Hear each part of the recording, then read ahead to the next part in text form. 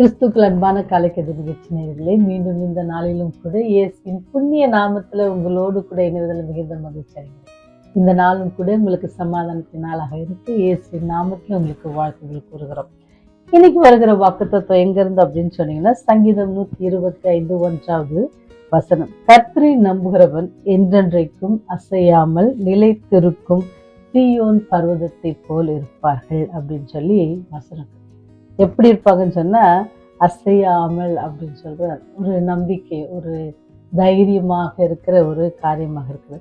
16ஆம் நூற்றாண்டுல ஒரு கப்பல் பயணம் மேற்கொள்ளப்பட்டது. அந்த கப்பல் பயணம் போகும்பொழுது என்ன நடந்துச்சுன்னு சொன்னா, அங்க போயிருந்த ஒரு அறிஞருக்கு என்னன்னா, ஒரு பெரிய அனுபவம், அவர் வாழ்க்கையில அதை மறக்கவே முடியாது அப்படின்னு சொல்லி அவருடைய ரைட்டிங்ஸ்ல அவர் எழுதி வச்சிருந்தாங்க. என்ன அப்படின்னு பார்த்தீங்க அப்படின்னு சொன்னா, அவங்க கப்பல் பயணம், உங்களுக்கு எல்லாம் தெரியும், கப்பல் பயணம் போறது ரொம்ப சுலபமான காரியம் இல்லை. இந்த நாட்கள்ல ஒரு வேலை ஈஸியா இருக்கலாம். பட் முந்த 16ஆம் நூற்றாண்டுன்னா பார்த்துங்க, அவங்க எதுனா காற்றை நம்பி, அந்த திசை கருவியை நம்பி தான் அவங்க போவாங்க. அப்படி போகிறப்ப என்ன ஆயிடுச்சுன்னா, திடீர்னு என்ன ஆயிடுச்சுன்னா, கப்பல்ல ஒரு சேதம் வந்துருச்சு. அப்போ யாரு, கப்பல் மாலுமிகள்லாம் பயப்படுறாங்க. இதை எப்படி நம்ம சரி செய்ய போறோம், எப்படி சமாளிக்க போறோம் அப்படின்னு சொல்லி எல்லாரும் பயப்படுறாங்க. மாலுமிகளுக்கே பயம் ரொம்ப ஜாஸ்தி ஆயிடுச்சு. அப்படி இருந்தும் கூட எல்லாரும் ஜெபிக்க ஆரம்பிச்சுட்டாங்க. ஜெபித்து கொண்டிருக்கும் பொழுது அங்க என்ன பார்த்துச்சுன்னா, ஒரு பெண்மணி, ஒரு கை குழந்தைய வச்சுட்டு இருக்க ஒரு பெண்மணி என்ன செஞ்சாங்க அப்படின்னு சொன்னா, அவங்க அப்படியே உட்காந்து அமைதியா குழந்தைக்கு பால் கொடுத்துட்டு உட்காந்து இருந்தாங்களாம். அப்படி அமர்ந்து கொண்டே அவங்க ஆண்டவத்துல ஜெபித்திருந்தாங்க. இதை பார்த்து அந்த அறிஞர் நினைச்சாரு, இந்த அம்மா கண்டிப்பா என்னது தினமும் ஜபத்துல ரொம்ப வைராக்கியம் உள்ள பெண்மணியா இருந்திருப்பாங்க. பாருங்க, அவங்க முகத்துல ஒரு பயம் கூட இல்லை. அங்க எல்லாரும் ஜெபிக்கிறாங்கன்னதால அவங்க கிட்ட இருந்துச்சுன்னா பயம் இருந்துச்சு. ஆனா இந்த பெண்மணி கிட்ட என்ன இல்லையா, அந்த பயமே இல்லை. அப்படி பயம் இல்லாம அப்படி இருக்கிறப்போ ஒவ்வொருத்தரா தப்பிப்பதற்கான காரியங்களை மாலுமிகள் சொல்லி கொண்டிருந்தாங்க. கப்பல் அப்படியே உடைஞ்சு தண்ணி வருது, உள்ள ஏறிக்கிட்டே இருக்குது. அப்ப அந்த சகோதரிக்கு என்ன கிடைச்சிச்சுன்னா, ஒரு பலகையும் ஒரு துடுப்பு என்ன செஞ்சா கொடுத்தாங்க. நீ மேல உட்காந்துட்டு நீங்க எப்படியாவது என்ன செஞ்சிருங்க, இந்த துடுப்பை யூஸ் பண்ணி நீங்க போய் கரை சேர்ந்துருங்க அப்படின்னு எல்லாருக்கும் அந்த வாய்ப்புகள் கொடுக்கப்பட்டது. எல்லாரும் என்ன செஞ்சாங்க, அவங்களுடைய காரியங்களை அவங்க பார்த்துட்டு போயிட்டே இருக்கிறாங்க.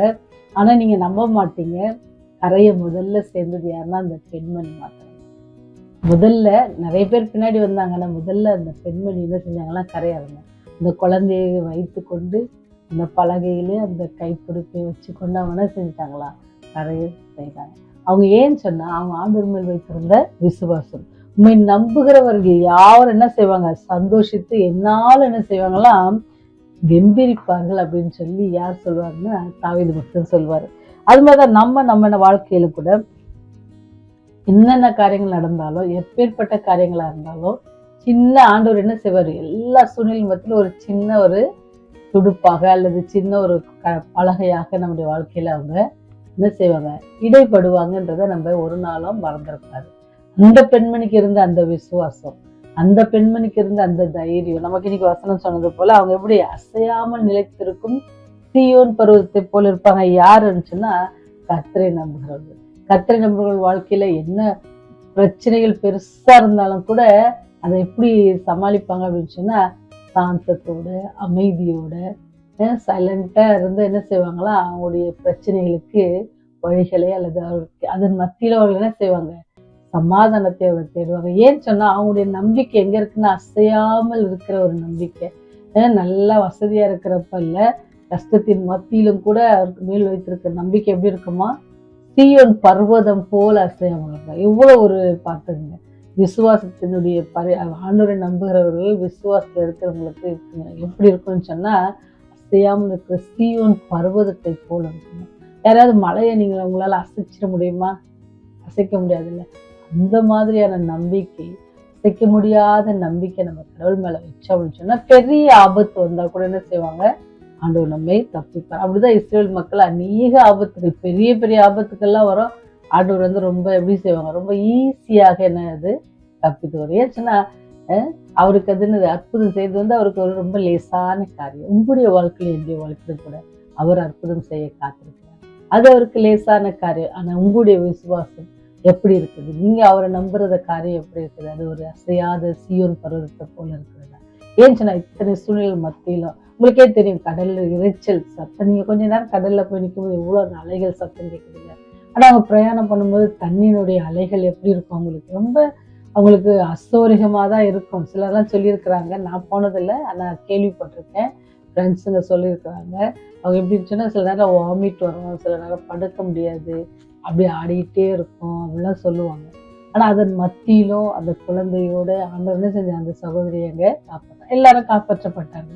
பட் என்ன அதுல முக்கியமான காரியம்னா அந்த சகோதரியுடைய நம்பிக்கை, எப்படியாச்சும் ஆண்டவர் என்னை காப்பாற்றுன்ற ஒரு தைரியம், ஆண்டவர்கிட்ட தன்னை ஒப்பு கொடுத்த ஒரு ஜீவியம், ஆண்டவரை நம்புகிற ஒரு ஜீவியம் நம்ம உங்களுக்கு எனக்கு இருந்துச்சு அப்படின்னு சொன்னா நம்ம எப்படி இருப்போமா, அவர் நம்புறவர்கள் எப்படி இருப்பாங்க, அசையாமல் இருக்கிற சீயோன் பர்வதத்தை போல இருப்பாங்க. நீங்க அப்படி சீயோன் பர்வதத்தை போல உங்களுடைய வாழ்க்கையில நீங்க நம்புவீங்கன்னு சொன்னா ஆண்டவர் சொல்றாரு, உங்களுக்கு என்ன செய்றேன், என்னுடைய சமாதானத்தை உங்களுக்கு தந்து போகிறேன் அப்படின்னு சொல்றாரு. நீங்க என்ன செய்யறீங்க, பயப்பட தேவையில்லை, நானே செய்யறேன், என்னுடைய சமாதானத்தை உங்களுக்கு தந்து போகிறேன்னு சொல்றேன். எப்பேற்பட்ட அன்பான கடவுள்ல அந்த அன்பான தெய்வத்தை உங்கள் வாழ்க்கையில நீங்க உங்க சொந்த ரட்சகராக நீங்க ஏற்றுக்கொள்ள விரும்புறீங்களா? ஒருவேளை ஏற்றுக்கொண்டிருக்கணும் என்னது வாழ்க்கையில அவரை இன்னும் அதிகமா பின்பற்றி அவரை இன்னும் அதிகமாக பற்றி கொள்வோம் அப்படின்னு சொன்னா அவருடைய ராஜ்யம் அது சீக்கிரமாக வருகிறது. அந்த ராஜ்யத்துல நீங்களும் நான் அவரோடு கூட சேர்ந்து நித்திய காலமாக அவரோடு கூட வாழ்வதற்கு தேவன் உங்களுக்காக எனக்காக என்ன செய்யறாரு, வாசஸ்தலத்தை கட்டி கொண்டிருக்கிறார்.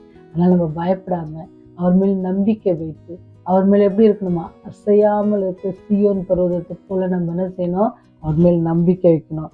அப்படி நம்பிக்கை வச்சா அப்படின்னு சொன்னா நம்ம எந்த காலத்துல என்ன செய்ய மாட்டோம், ஆண்டரை விட்டு பின்வாங்கி போக மாட்டோம். தேவன் நம்முடைய வாழ்க்கை எல்லாவற்றையும் என்ன செய்வாரா, நன்மைக்கு ஏதுவாக செய்வார். அப்படிப்பட்ட அன்பான தெய்வத்தை இன்று உங்களோடு கூட அழைத்து செல்ல விரும்புறீங்களா? செய்வோம். கிருபை நிறைந்தவரே, இரக்கத்தில் ஐஸ்வரமுள்ள தகப்பனே, இந்த நாளிலும் கூட ஆண்டவரே நீர் கொடுத்த வாக்குத்தத்தத்திற்காக நன்றி ஆண்டவரே. உங்களுடைய சமாதானத்தை எங்களுக்கு தந்திருக்கிறீர்கள். உங்கள் நம்புகிறவர்கள் எப்போதும் சந்தோஷித்து கெம்பீரிப்பார்கள் என்ற சத்தியத்தை எங்களுக்கு கொடுத்திருக்கிறீங்க சாமி, அதற்காக நன்றி செலுத்துவோம். உண்மை நம்புகிறவர்கள் ஆண்டவரே அசையாமல் இருக்கிற சீயோன் பர்வதத்தை போல இருப்பாங்கன்னு சொன்னீங்களே சாமி, அதே போல இந்த நாளிலும் செய்தி கேட்கிற ஒவ்வொரு பிள்ளைகளுக்காக செபிக்கிற கர்த்தா ஒவ்வொருவரும் தனித்தனியாக பேர் பேராக ஆசீர்வதிங்க, குடும்பங்களாக ஆசீர்வதிங்க ஆண்டவரே. சமாதானத்தை கட்டளையிடுங்க, சந்தோஷத்தை கட்டளையிடுங்க ஆண்டவரே. உடைய கிருபை, உடைய இரக்கம், உடைய தயவு அவர்களோடு கூட இருக்கட்டும் ஆண்டவரே. எப்பொழுதும் எல்லா சூழ்நிலையிலும் ஆண்டவரே உண்மையே நம்பி இருக்கிற பிள்ளைகளாக, உண்மையில் எப்பொழுதும் ஆண்டவரே உமக்கு கீழ்ப்படுகிற பிள்ளைகளாக இருக்க எங்களுக்கு உதவி செய்யுங்க. அதுக்கு தடையா இருக்கிற எல்லா பாவங்களையும் அகற்றி போடுங்க. இந்த செய்தியை பார்க்கிற ஒவ்வொரு தெய்வ பிள்ளைகளுக்காக ஜெபிக்கிறோம். அறியாத பிள்ளைகள் கூட ஆண்டவருடைய அன்பை புரிந்து கொள்ளத்தக்கதாக இருக்கிறது செய்யுங்க. உண்மை நம்புகிறவர்களை நீர் ஒரு நாளும் கைவிடுவதில்லை என்பதை இந்த பிள்ளைகள் உணர கிருபை செய்யுங்க சாமி.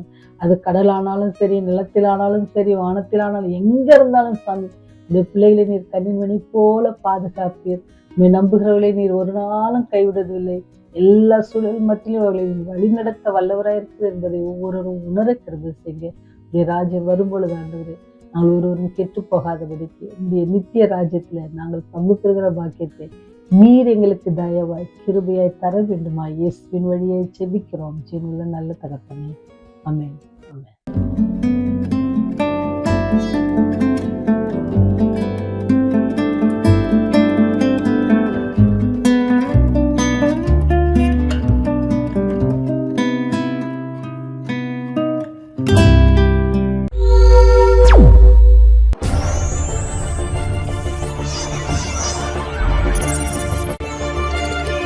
நீங்கள் பார்த்துக் கொண்டிருப்பது உங்கள் ரிவைவல் டிவி.